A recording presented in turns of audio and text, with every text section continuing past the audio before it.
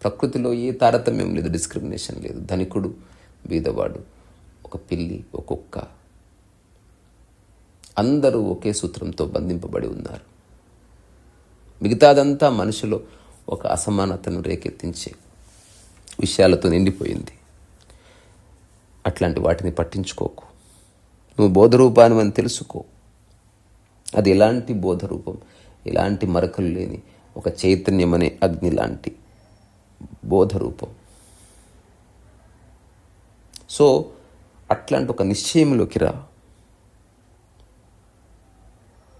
So నీ యొక్క అజ్ఞానాన్ని ఆ చైతన్యంలో దహించివేయి. సో ఆ అజ్ఞానంలో దహించబడవలసిన అంశాలు ఏమిటి అసలు? అష్టావకుడు అంటాడు, శోకం, మోహం, రాగం, ద్వేషం, ప్రవృత్తి, జననం, మరణం, నాది, నా, నేనే, మహత్వాకాంక్ష, ఇట్లాంటివన్నిటిని అందులో దహించివేయి. తద్వారా జీవితంలో ఎప్పుడు దుఃఖాన్ని అనుభవించకుండా వీత శోక అంటే దుఃఖమే లేని స్థితిలో సుఖీభావ. అష్టావక్రుడు ఏ పద్ధతిని ఇవ్వడం లేదు, ఏ ప్రాసెస్ని చెప్పడం లేదు, ఏ సాధనా సూత్రాన్ని ఇవ్వడం లేదు. ఎందుకో తెలుసా? నీకు బాహ్యంగా ఉన్న ఒక వస్తువు, ఉదాహరణకి ఒక సైకిల్ నేర్చుకోవాలి, అక్కడ సాధన అవసరం. ఏది నీది కాదో, ఏది నీవు కావో తెలుసుకోవడానికి సాధన ఏమిటి? చూస్తే సరిపోదా?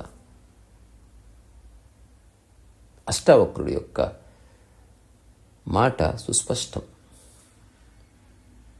అదొక అద్భుతమైనటువంటి పదును గల కత్తి లాంటి మాట. అది అర్థం చేసుకున్నవాడు, నిజంగా విన్నవాడు తక్షణం సమస్తాన్ని సాక్షిగా చూసి అక్కడి నుంచి విముక్తిని అనుభవిస్తాడు. రాబోయే పద్యాల్లో అష్టావకుడు అంటాడు, బంధనం ఉంది కాబట్టి విముక్తి ఉంది, రోగం ఉంది కాబట్టి మెడిసిన్ ఉంది. రోగమే లేకపోతే హాస్పిటల్ ఎందుకు? ఒక్కసారి ఊహించండి, భూమి మీద ఎవరికి రోగాలు రావనుకోండి, హాస్పిటల్స్ ఉంటాయా?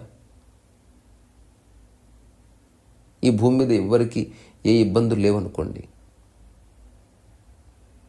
ఏ సమస్యలు లేవనుకోండి, ఏ మానసిక సమస్యలు లేవనుకోండి, సైక్రాటిస్టులు, సైకో అనలిస్టులు, సైకాలజిస్టులు ఉంటారా?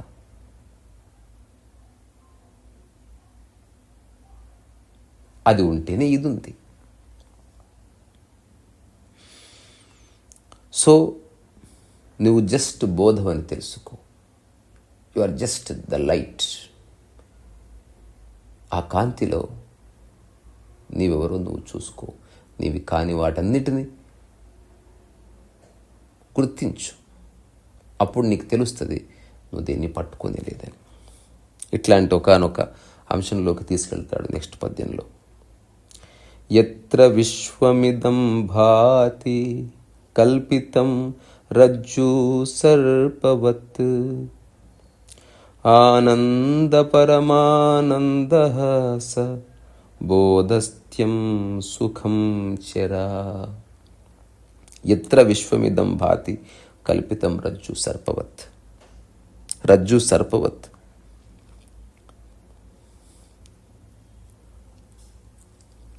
మాయకు సంబంధించిన వ్యాఖ్య ఇది.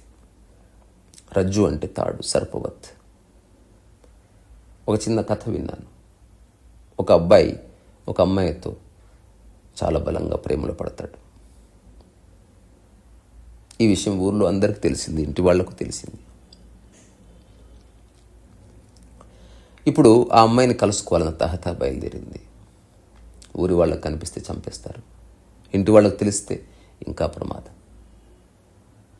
అప్పుడు ఆ అబ్బాయి నిర్ణయించుకున్నాడు, నేను ఏదైనా పైపో తాడో పట్టుకొని మేడెక్కాలని. ఆ అబ్బాయి ఇంటి దగ్గరకు వచ్చిన తర్వాత ఒక తాడు పట్టుకొని పైకెక్కుతాడు.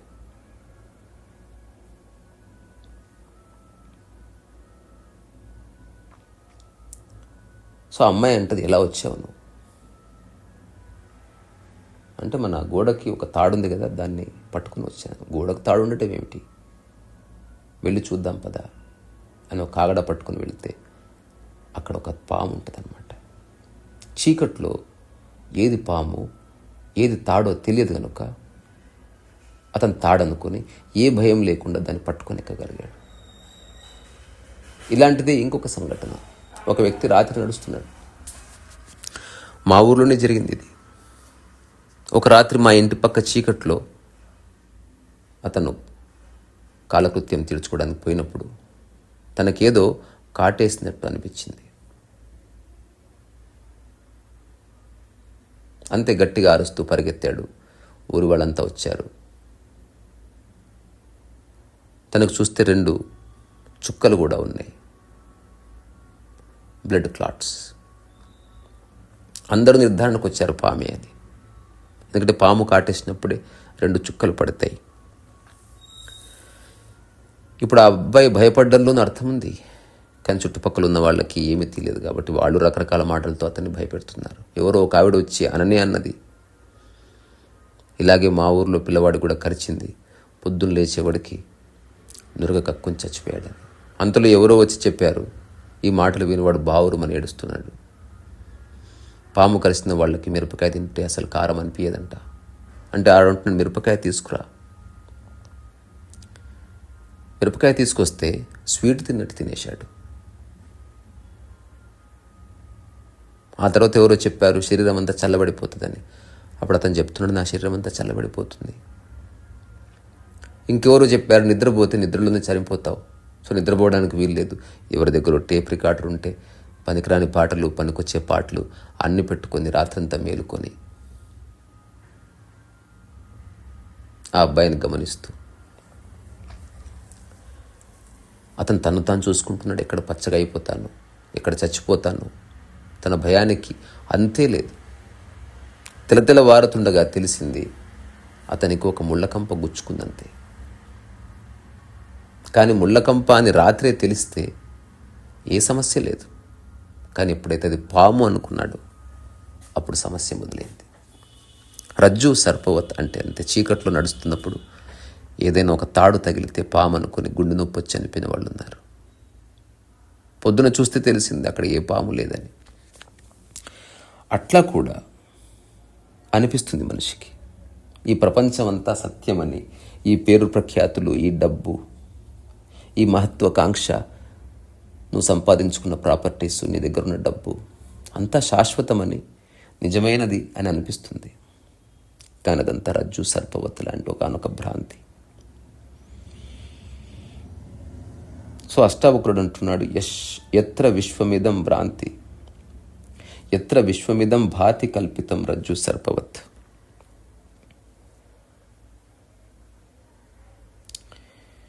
సో ఇప్పుడు నువ్వు కనిపించే ఈ ప్రపంచం అంతా తాడులో పామును చూడడం లాంటిదే.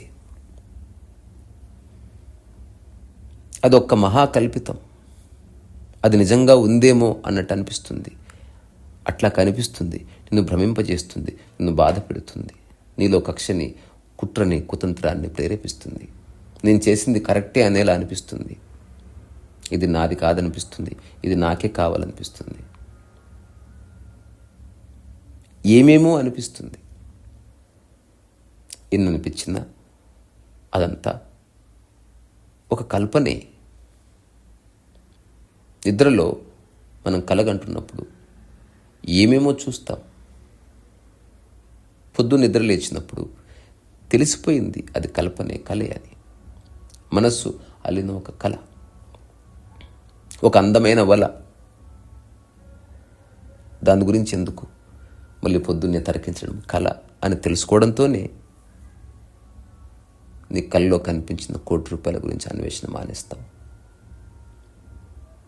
అట్లా ఈ ప్రపంచాన్ని మొత్తం ఒక కళలా దర్శించు. అదే సత్యం అనుకోకు, అదొక వ్యవహారిక సత్యం అంతే. అవసరానికి ఉపయోగించుకో. జనకుడితో చెప్తున్నాడు, నీ రాజ్యం, నీ దర్పం, నీ హోదా, నీ మంది, నీ బార్బలం, నీ గుర్రాలు, ఇవన్నీ నీకు ఉపయోగపడే అంశాలు. అవేవి నీవు కాదని గుర్తించు.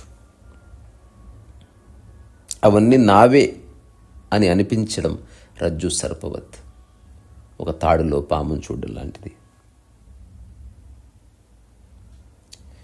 సో అష్టావక్రుడు అంటున్నాడు, యత్ర విశ్వమిదం భాతి కల్పితం రజ్జు సర్పవత్ ఆనంద పరమానంద సహ బోధస్త్వం సుఖం చర.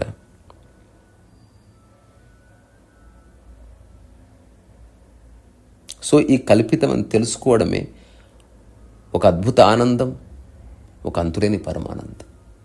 ఈ విషయాన్ని కూడా చాలా ముఖ్యం అర్థం చేసుకోవడం. మానసిక క్షేత్రంలో ఏదైతే ఇంతవరకు నువ్వు గమనించలేదో అది మొదటిసారి కనిపించినప్పుడు, దర్శించినప్పుడు ఒక అంతులేని ఆనందం కలుగుతుంది.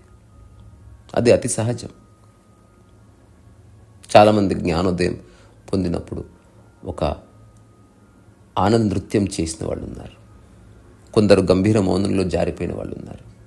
కొందరు బట్టలు చింపుకొని పరిగెత్తిన వాళ్ళు ఉన్నారు. కొందరు కనిపించిన ప్రతి ఒక్కరికి కాళ్ళు మొక్కిన వాళ్ళు ఉన్నారు. కొందరు చెట్లను కౌగిలించుకున్న వాళ్ళు ఉన్నారు. కొందరు జస్ట్ మౌనంగా కన్నీళ్లు పెట్టిన వాళ్ళు ఉన్నారు. ఎందుకో తెలుసా? అప్పటి వరకు ఏవేవి నావి, నాది, నా అని అనుకుని బాధపడ్డావో అవేవి నీవి కాదని తెలిసిపోయింది. తద్వారా మొదటిసారి నీ మనస్సు ఒకానొక ప్రత్యేక స్థితిలో నిలబడ్డది. అందుకని ఒక అంతులేని ఆనందం కలిగింది. సో అష్టావక్రుడి యొక్క ఈ మాటకు కూడా అటువంటి ఒక లోతైన అర్థం ఉంది. ఎప్పుడైతే నువ్వు తెలుసుకుంటావో, యత్ర విశ్వమిదం భాతి కల్పితం రజ్జు సర్పవత్, ఇదంతా పాము అని అనుకుంటున్నావు, కానీ జస్ట్ తాడు మాత్రమే. సో అట్లాగే ఏదైతే నాదనుకుంటున్నావో, వేటిని చూసి నువ్వు బలవంతుని అనుకుంటున్నావో, వేటిని చూసి అధికారవంతుని అనుకుంటున్నావో, వేటిని చూసి ఆ హోదాను నువ్వు అనుభూతి చెందుతున్నావు, ఇదంతా నీ మనసు కల్పించే కపోల కల్పనే. దాని నుంచి బయటపడు. సో నువ్వు ఒక బోధవి, నువ్వు ఒక సహజ జ్ఞానానివి, నువ్వు ఒక వెలుతురివి. ఆ కాంతిలో నుంచి చూడు. అట్లా ఆనంద పరమానంద స బోధస్త్వం సుఖం చర. అట్లాంటి ఒక బోధలో నువ్వు హాయిగా సంచరించు. ఏ బంధాలు లేకుండా సంచరించు. ఎప్పుడైనా మీరు ఊరికి ప్రయాణం చేశారా? ఎప్పుడన్నా కొండెక్కారా? ఎవరన్నా బరువులు వేసుకొని ఎక్కుతారా కొండ? నీ సొంత కూతురు కొడుకైనా కూడా వాళ్ళని కింద వదిలేసి వెళతావు. వాళ్ళ ఆ కొండపై నుంచి ఊరిని నీకు చూపించాలని ఉండవచ్చుగాక. ఏదైనా శిఖరం ఎక్కాలంటే బరువు పనికిరాదు. సో అష్టావక్రుని అర్థం చేసుకోవడానికి మనసులో ఉన్న అన్ని బరువులు దింపవలసిందే. ఇందులో ఇఫ్ అండ్ బట్స్ లేవు. సత్యం ఒక్కటే ఉంది. ఆ సత్యం ఏమిటి? ఏదైతే నీదనుకుంటున్నావో అవేవి నీవి కావు. వాటిని అవసరం కోసం ఉపయోగించుకో. అంతకుమించి మరేమీ లేదు. అదే బోధ అంటే, అదే ఎరుక అంటే. You are aware of your surroundings and you clearly knowing that what you are, అలాగే వాట్ ఆర్ యువర్స్.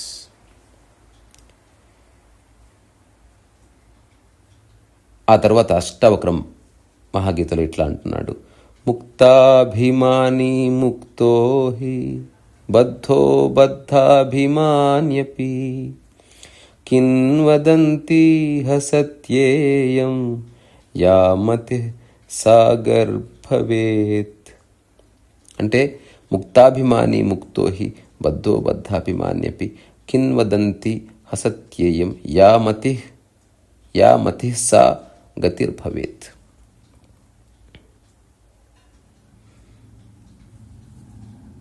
అష్టవక్రుడు అంటాడు, నువ్వు ఏది కోరితే అదే నీ జీవితంలోకి వస్తావునా కాదా? ఒకడు ఐఏఎస్ అవ్వాలనుకుంటాడు, ఐఏఎస్ అవుతాడు. ఒక టీచర్ అవ్వాలనుకుంటాడు, టీచర్ అవుతాడు. అట్లాగే నువ్వు ముక్తివంతుడివి కావాలనుకో. ఇప్పుడు ఐఏఎస్ అవ్వాలనుకున్నవాడు క్రికెట్ ఆడితే అవుతాడా? దానికోసం ఏం పట్టుకోవాలో అది పట్టుకుంటాడు, ఏది వదిలేయాలో అది వదిలేస్తాడు. పుస్తకాల్ని పట్టుకుంటాడు, క్రికెట్ బాల్ని వదిలేస్తాడు. అప్పుడే ఐఏఎస్ అయ్యేది. ఒక క్రికెటరు పుస్తకాలు ఎందుకు పట్టుకుంటాడు? బ్యాట్ బాల్ పట్టుకొని గ్రౌండ్లోకి వెళ్తాడు. అట్లాగే ఒక హోటల్ పెట్టాలనుకున్నవాడు క్రికెట్ బాల్ని పట్టుకోడు, పుస్తకాల్ని పట్టుకోడు. అతను పట్టుకునేవి వేరే. అట్లా నీవు ముక్తి కావాలనుకుంటున్నప్పుడు దేన్ని పట్టుకోకు. దేన్ని పట్టుకోకపోవడమే ముక్తి అంటున్నాడు అష్టావక్రుడు. సో ముక్తిని కోరితే ఈ క్షణమే ముక్తి ఉంది, భక్తిని కోరితే ఈ క్షణమే భక్తి ఉంది, రక్తిని కోరితే ఈ క్షణమే రక్తి ఉంది. ఏది కోరితే అదే నీకు ఆవిష్కరించబడుతుంది. తద్వారా ఓ జనక, ఎవడు ముక్తిని అభిమానిస్తున్నాడో వాడు ముక్తి స్వరూపుడు అవుతున్నాడు. ఎవడు బంధాన్ని కాంక్షిస్తున్నాడో వాడు బంధస్వరూపుడు అవుతున్నాడు. సత్యం ఏమిటంటే, ఎట్లా నీ మతి ఉందో అట్లా నీ గతి అవుతుంది అని తేల్చి చెప్పాడు అష్టావక్రుడు. ఏది నువ్వు కావాలనుకున్నావో అదే అవుతున్నావు. అవునా కాదా? మీరంతా గమనించారో లేదో, ఐఏఎస్ కావాలి అనుకున్నవాడు ఐఏఎస్ అవుతాడు. అట్లాంటి వాడికి కొందరు నమస్కరిస్తారు. క్రికెటర్ కావాలనుకొని దాన్ని సాధించిన వాడికి కొందరు నమస్కరిస్తారు, కొందరు అతన్ని ఇన్స్పిరేషన్గా తీసుకుంటారు. కానీ ఆశ్చర్యం ఏమిటంటే, దేన్ని పట్టుకొని వాడికి ప్రపంచం అంతా సరెండర్ అవుతుంది. అట్లాంటి వాడి చుట్టూ చేరుతారు. ఎందుకంటే ఎట్లా ఆశ్చర్యం! అహో, ప్రతి మనిషికి ఎన్నెన్నెంటునో విషయాసక్తుల్ని పట్టుకొని ఎంతో ఇబ్బంది పడుతున్న ఈ యొక్క ప్రపంచంలో ఈ మనిషి ఎట్లా అవేవి పట్టునట్టున్నాడు. ఒక్కసారి రమణ తాతను ఊహించుకోండి. అతని చుట్టూ కార్లు లేవా, బంగ్లాలు లేవా, అతని చుట్టూ డబ్బు లేదా, అతని చుట్టూ అమ్మాయిలు లేరా, అతని చుట్టూ మహత్వాకాంక్ష లేదా, ఏవైనా ఉన్నాయి కదా. అతను ముక్తినే కోరుకున్నాడు, ముక్తిలోనే ఉన్నాడు. ఇప్పుడు నేను నా అనుభవంలో నుంచి నా స్థితిని చెప్తాను, మీరు మీ స్థితిని చెక్ చేసుకోండి. నేను ముక్తినే పట్టుకున్నాను, అతను దేన్ని పట్టుకోకుండా ముక్తిలో ఉన్నాడు. నేను చాలా వాటిని పట్టుకున్నాను, కానీ అవేవి పరమసత్యాలు కావని తెలుసుకుని ముక్తిలో ఉన్నాను. ముక్తిలో నుంచి ఒక దాన్ని పట్టుకున్నాను. నేను వైలిన్ వాయించిన ముక్తిలోంచే. ఎవరో వినాలని కాదు, అది గొప్పగా వాయించాలని కాదు. ఏది సాధ్యమో అది ప్రకటింపబడుతుంది. ఒక గింజ ఎంత ఎదగాలో అంత తప్పక ఎదుగుతుంది. దాని ప్రకటన సుస్పష్టం. సో అష్టావక్ర మహాగీత 5వ భాగం ఇక్కడ ముగిస్తాను. సో ఇక్కడి నుంచే ఈ అర్ధరాత్రి మీలోని ఓపికకి, మీలో సహజ జ్ఞానానికి నేను శిరస్సు వంచి నమస్కరిస్తున్నాను. హరి సరస్వ వయసు.